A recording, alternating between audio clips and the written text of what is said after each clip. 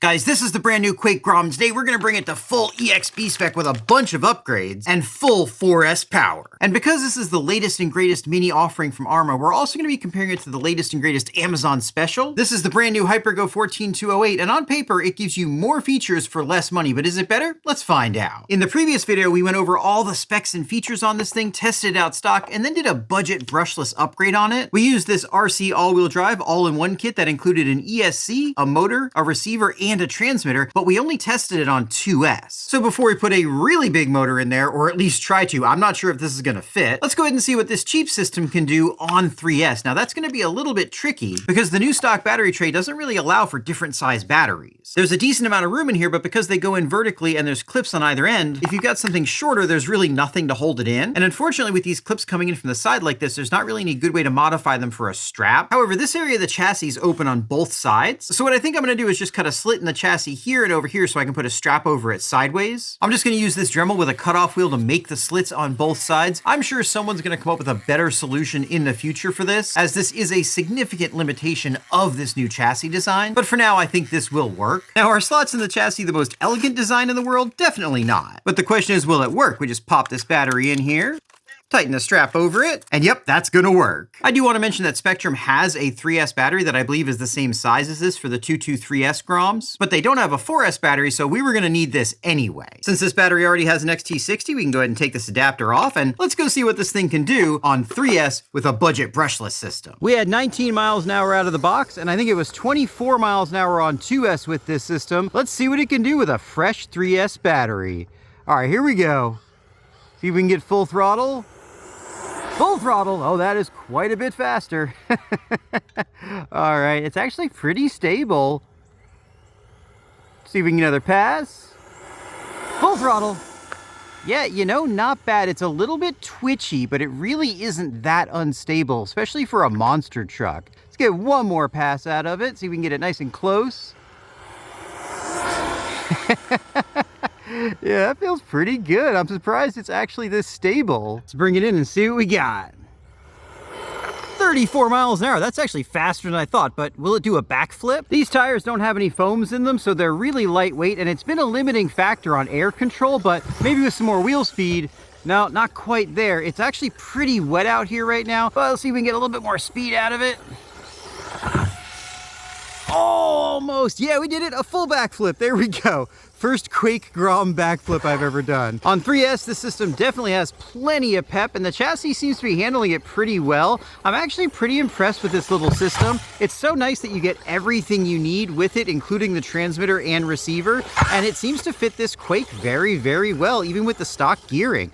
Overall, I'm pretty happy with it, but I am curious to see what the latest and greatest from HyperGo will give us in comparison. While the HyperGo is a little bit larger than the Quake, I think they both represent the same type of basher, and I think companies like HyperGo are doing a lot better job on looks these days. While I don't think this body looks quite as nice as the Quake Grom, it definitely doesn't look bad, and companies like HyperGo are doing a much better job of not putting a bunch of random greebling all over the body. As you can see, there's not a single headphone sticker anywhere on this. This car does not use body pins. It's got a clip in the front and a new spring-loaded clip in the rear. The body is reasonably thick, and it does have a full cage running all the way through it, as well as skids on the roof. Underneath this is a plastic chassis. It looks somewhat familiar and definitely has some advantages and some disadvantages to the Grom. Unlike on the Grom, you can put different batteries in here because it just uses battery straps. This battery is a 2000 milliamp hour lithium ion type. You can tell it's a lithium ion because it has round cells in it. For practical purposes, that doesn't make a lot of difference on a small car like this, but it probably won't be as powerful as a lithium polymer battery. Unlike on the Grom, we do have a brushless motor and brushless ESC on here, as well as a standard size servo. These are definitely all advantages right out of the box. One thing that'll definitely be a disadvantage on here is ease of repair. Interestingly, based on the residue on here, it looks like HyperGo is also going to pre-applied thread lock. If you've never seen this before, it's a really interesting technology. It's a liquid they apply to the screws ahead of time, which has little beads in it that get crushed when the screw goes in, and that's what activates the thread lock. You can see that a little bit more clearly here. You can actually almost see those little beads in there that haven't been activated yet. While we're looking at this screw, I want to mention a lot of the hex head hardware is 1.5 millimeter. Not a huge fan of that, though it is understandable on a small car like this. On paper, with a threaded aluminum body and a thicker shaft, these HyperGo cars do have better shocks. And practically speaking, these modern ones are actually pretty decent. They don't leak like the old ones used to, and I don't really have any problems with them anymore. Many of the screws on here are still self-tappers. The reason a lot of these companies will go to hex head screws and still keep them as self-tappers is because the holes that are molded into the plastic that these screw into are designed for the size of the self-tapper, and they would probably have to change that hole size to create one that would work properly with machine screws. With that being said, there really isn't much practical mechanical advantage to machine screws in plastic, and some of the resources I've read have even said that the self-tappers are stronger in plastic. Self-tappers are generally also easier to work with if you're using hand tools, because they physically have fewer threads than a machine screw, so there are fewer threads to screw in and screw out. As you can see, the motor, pinion, spur, and center drive shaft are very similarly designed to the Groms, and this is all steel. This rear bumper looks pretty typical. It's a nice, soft, flexible plastic and includes a single-wheeled wheelie bar. Obviously, we don't quite have the same advanced suspension that we saw on the Grom, but this probably will do the trick just fine. Okay guys, I think I'm gonna have to stand a little bit corrected because I believe there's a pretty major design change on this platform, and that's front and rear access differentials. I'm pretty sure these came out from the top on the previous version, and that actually does make this quite a bit easier to work on. These differentials are similar in size to the Grom. They do appear to have new updated output cups from previous versions that I've seen.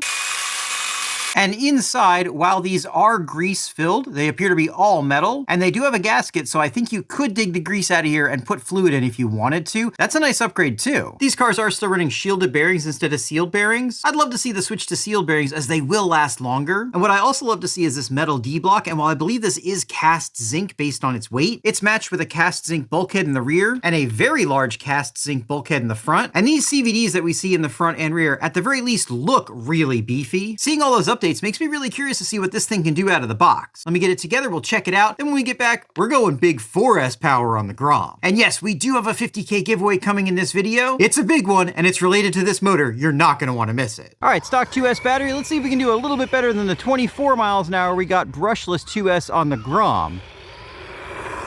Control feels decent, though not fantastic. Pretty stable. Yeah, it does wanna dart around.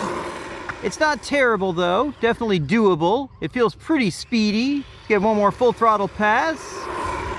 All right, let's see what that was. All right, 26 miles an hour. That's faster than the Grom was. Now, just from the speed run, I can tell you that this thing suffers from the same darty nature that most hypergos I've tested have. It's not nearly as noticeable when you're bashing, but it's definitely noticeable when you're trying to do a speed run. Out here in the grass, it does feel a lot better. It's got plenty of power, especially for just being on 2S. This does have the ability to do 3S, though I find these are usually a lot more controllable on 2S, and 3S just tends to be really difficult to manage. I think if they could get their steering a little bit better, they'd be doing a lot better, although they do have a great advantage in durability. These cars are some of the most durable cars you can buy, and for the price, especially since it comes brushless with the battery and charger, it isn't a bad deal at all, and you can tell they're definitely making improvements, listening to their customers, and making their cars better with each iteration. And yeah, for just banging around in the backyard, this thing feels pretty darn good. I'll give you my final thoughts on this thing in a little while, but now it's time for the main event. Let's EXB this brand new Quake Grom. We've got upgraded bumpers, steering, differential gears, servo, and of course this beast of a power system. Is all that actually gonna fit? I have no idea. Let's find out. One of the big advantages this truck has over the previous brushed Groms is that it's all brushless ready in the drivetrain. Just for fun, we're still gonna be upgrading a few things in it, but based on past experience, it's probably not necessary, especially for modest brushless power. Of course, the base price does reflect all those upgrades they put in it, and I'm kind of surprised they didn't just go brushless out of the box with this one. I'm sure we will see a brushless option in the future though. In case you missed it in the first video, this wheelie bar design is really cool. The axle slides in a slot and is cushioned on this rubber piece so it acts as a bumper too. One thing we're not going to be able to upgrade to EXB spec are these shock absorbers. They're actually longer than on any other Grom, so there is no upgrade available for them yet. We can hopefully, however, upgrade these bumpers. I'll show you that in just a minute. And while these stock differentials do carry a new part number, they appear to be the same as the 223S spec diffs, so they're already pretty strong and fluid filled, but I saw these upgraded spiral bevel ring and pinion gears on Amazon and thought I'd give them a try. These are from BRKRC, though I'm sure they're available from a bunch of different brands, as these same upgrade parts tend to be available through a lot of different companies, just with different names. These differentials are built a little bit differently from most bashers, and actually most closely resemble the X-Max and XRT. They've got a fastener from the outside that actually holds these cups on, as opposed to them being attached with a cross pin on the inside. This actually makes some repair and maintenance tasks easier.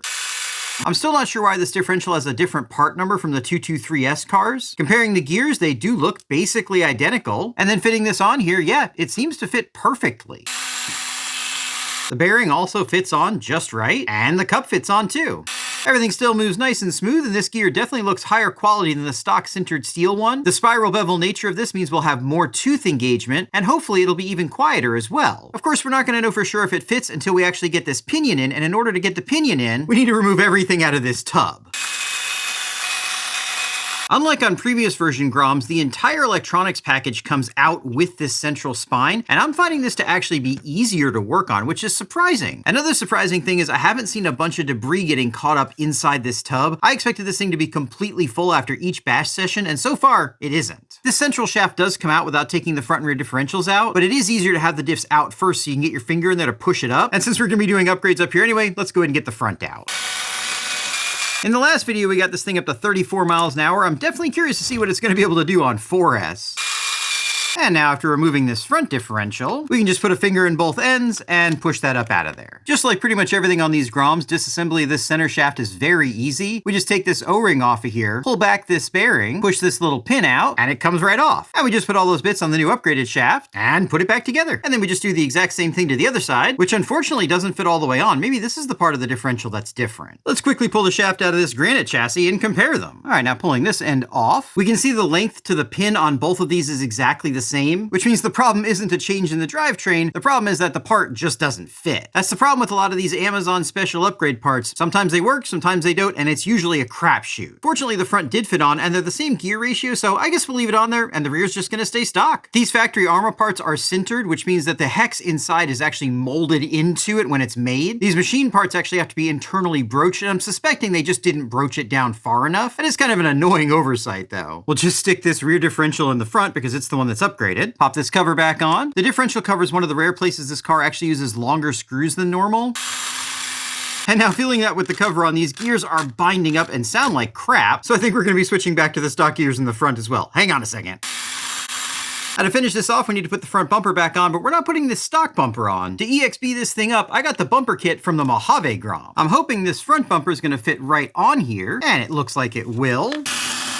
Though unfortunately its little brace won't because it's a little bit too low. However, if we pull this back off of here, and instead of using the front diff cover on the front, we use the rear diff cover on the front. Surprisingly, that's actually not going to work. I didn't realize that the front and rear diff covers were different. You can see this is way further back on this bottom tab than it is on the front, so they're not actually interchangeable. You could probably use the front differential cover off the Mojave, but I don't think it's necessary here. Speaking of the Mojave, I've got some really cool new Mojave Grom stuff to show you at the end of the video. Make sure you stay tuned for that. And with that front bumper on, let's pop the body on and see what it looks like. That's pretty sweet, and it definitely has that EXB bumper look. We'll probably have to trim these edges off a little bit to clear the tires, but there's plenty of meat to work with here, and I think that's going to have a lot of flex and really protect things better than the stock bumper does. And even though the rear is protected by this big wheelie bar, we might as well go ahead and add the Mojave rear skid to it as well.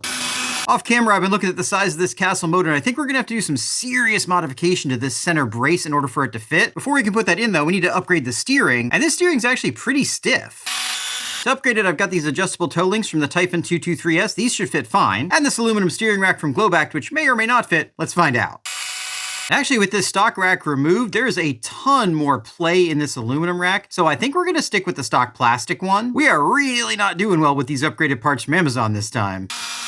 And now to finish up the steering, we've got this upgraded Injora servo and servo horn.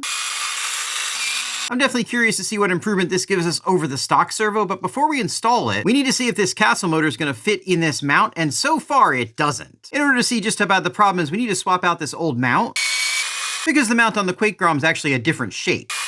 We had this exact same problem on the Typhon, and I expect we're going to have to do some trimming on the chassis and on that brace. And yeah, this little boss right here is going to have to go, as well as these little ribs right here and here. And with those features out of the way, it looks like the motor is going to fit down in the chassis okay. But just like on the Typhon, we're also having matching clearance issues up here on this center brace. While I cut these out of the way, speaking of matching, if you missed the big castle giveaway in the last video, we're doing it again in this video. We're going to give away another $200 castle gift card, and I'll tell you how to win at the end of the video. And now, just like that, this way oversized oversized motor fits. I did have to chop a lot out of this center brace, way more than I had to on the Typhon. Fortunately, this chassis is pretty well reinforced on the sides, so it probably will be okay, but I can't necessarily recommend doing something like this because you are taking some of that stock structure out of this area. Because of this different motor mount, I'm stuck using a 13-tooth pinion. Fortunately, you can get mod 0.5 1/8 inch bore pinions on Amazon now, so it's a lot easier to do this modification than it used to be. With that on there, the mesh feels pretty good, so we can go ahead and get this thing put back together. It does look like the 1010 motor is going to just barely clear the mount for the ESC, so no modification required there. And then after installing this upgraded adjustable Injora servo saver, hopefully this thing works better than the stock one. Wow, that servo is nice and smooth. We just need to mount all the electronics in the truck, and the world's first Quake Grom EXB is ready for 4S power. But before we take it out, let's answer some of the most common questions from the first video. In that video, I said this was my favorite Grom, and a lot of you guys were wondering why. We definitely have a lot of options now, including the original Granite, both a brushed and brushless Typhon, and brushed and brushless Mojaves. And while I think all of those are awesome, and I really wish this did come brushless, I think this is the most versatile option you can get. Out of the box, the tires are big enough that you get plenty of ground clearance for a Mini, and this thing handles well in a bunch of different terrains. Even though the chassis does appear to be fairly high center of gravity, it really isn't that bad and handles very well. And this new tub design is extremely strong. And while it isn't brushless out of the box, the entire drivetrain is the same as the brushless drivetrains, so upgrading it to brushless if you want to is as easy as upgrading just the power system. I also think it provides a nice alternative to something like the Losi Mini LMT. These trucks are really cool scale monster trucks, but they are solid axle, and that solid axle design will be a disadvantage when it comes to handling. Speaking of upgrading to brushless, a lot of people were asking about a factory brushless version of the Quake Grom, and at least according to a video Arma put out, I don't think we're gonna see one. In their technical video, they talked about a brushless prototype. Apparently they didn't like how it handled with that much power, which might be the reason why we haven't seen a brushless Granite either. I also had a couple people ask questions about how much debris got down inside this chassis, and whereas in a couple of clips of the last video it looked like there was a decent amount of sand in here, I never saw that much, and it certainly wasn't as bad as I was expecting it to be given the tub nature of this chassis. And then finally, quite a few people were asking about this clipless body system. A lot of the clipless systems, including the one on this Mojave, tend to get jammed up when they get sand in them, and to be honest, I'm not entirely sure what's different with this design. It's possible they've just given more tolerance for debris, but so far I haven't had this jam up at all. All right, guys, make sure you put any other questions down in the comment section, and let's go see what this thing can do. All right, we got a fresh 4S battery in here. I also put some Trencher 2.2s on, which look really, really nice. I have no idea if this thing's gonna be stable enough to handle full 4S speed, but let's see what we can do. All right, that was about 2/3 throttle. Whoa. Okay, yeah, this is gonna be challenging. It's got a ton of power. All right, let's see if we can get a full throttle pull. Nope, just wants to flip over. All right, let's see if we can get one more clean run out of it. Let's bring it way down the street. Might have been better off with the smaller tires, but I like these big tires. All right, here we go.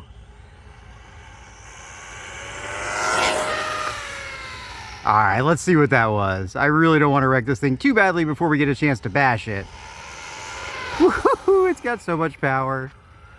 Let's see what we got. All right, guys, 44 miles an hour. You know what? I'm gonna call that a win. Of course, the point of putting those bigger tires on is so it can handle rougher terrain, and it's definitely doing a good job with that, though just the tiniest bit of extra throttle, and it wants to flip over on its back. This thing has so much power now. It's definitely overpowered, but that was kind of the point. Let's see how it handles a jump. Whoa! I think that was about a triple backflip. I'm surprised the drivetrain handled that. Let's get that from a little closer angle. That was crazy. That was definitely the most backflips a Quake Grom has ever done. Let's see if we can do even more. Okay, yeah, we're definitely overpowered here. I'm surprised something hasn't broken yet. Let's try one more jump.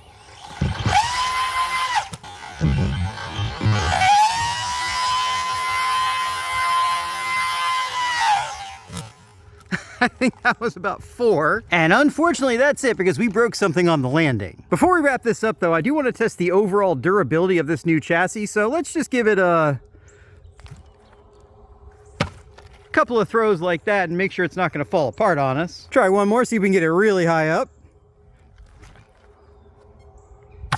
Oh, it was a hard hit. All right, let's see what it did. All right, before we see what we broke, check this out. This is the 223S Armor Mojave, and while the stock body looks really nice, Proline sent me these limited edition bodies to share with you guys. These things are pretty awesome looking, and while they're the same shape as the stock body, they are Chevy licensed, so you get some Chevy decals with them. Along with that gold one, we've got a nice blue and white one, and this really funky looking fire and ice one. So if you're interested in making your Mojave Grom look a little different, check them out. So what do we do to the poor Quake Grom other than quadruple backflips? Well, the steering is completely loose, but the servo saver is still there and looks fine, so I think the servo's stripped out internally. To be fair though, those servos aren't designed to run on these big heavy tires, but it is a lot of fun. We managed 44 miles an hour out of this Castle 4S system. I think 50 or even 55 miles an hour wouldn't be a problem with proper tires and a little bit more skill. Throwing this thing way up in the air and letting it land randomly on the ground seems to have done absolutely nothing to it. The drivetrain held up to that 4S power, although I'm not sure it would last that long with that much power. It really isn't necessary on a car like this though. I really like these bumpers, even though it doesn't have the extra support here. It definitely gives extra protection in the front and in the rear underneath this wheelie bar. And overall, just like the other Groms, this thing is highly upgradable and a lot of fun. But how does it compare to the latest mini offering from MJX? Both these cars are a lot of fun, and they both have their advantages and disadvantages. Out of the box, the MJX is cheaper, faster, bigger, and brushless. However, the Grom is built better and I think is more refined. Even on 2S power, this thing gets a little bit squirrely at speed, and in contrast, even with way more than twice as much power, this thing still stayed pretty composed. I think the MJX is a great little car, but it just isn't quite up to the level of the Grom. Of course, for that increased level, you're gonna spend more money too. Now, speaking of money, here's a way you can save money. I'm giving away a $200 gift card in collaboration with Castle in this video. In order to win, all you have to do is like the video, make sure you're subscribed, that's super important. Give me some hype points if you can. Always make sure you've got that bell turned on so you get notified if you win, and then drop any comment down in the comment section. Let me know what you think about this, let me know what you think about the upgrades, or just tell me whatever you want. Can't wait to see you down there, and I can't wait to see you in one of these videos.